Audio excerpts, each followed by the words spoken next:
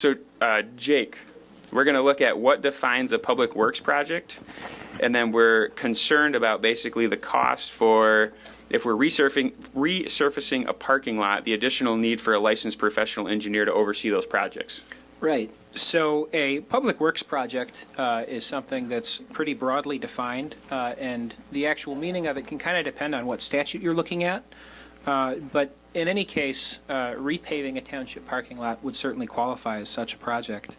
As to whether a licensed professional engineer is required, the question mentioned MCL 339-2011, and under that statute, there are specific requirements for projects requiring a licensed engineer, and essentially what the statute says is that if you need to have a licensed engineer, they need to be licensed, they need to be involved in certain steps of the project, such as surveying. But there is an exception for projects that cost less than $15,000.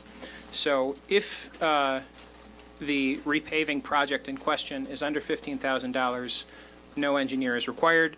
If the project does not require a professional engineer, you don't have to meet the requirements of the statute. But if the project exceeds that cost and requires a professional engineer, then you need to comply with that. So you'd have to repave a pretty small parking lot. Yes. Especially with current construction costs. Yes.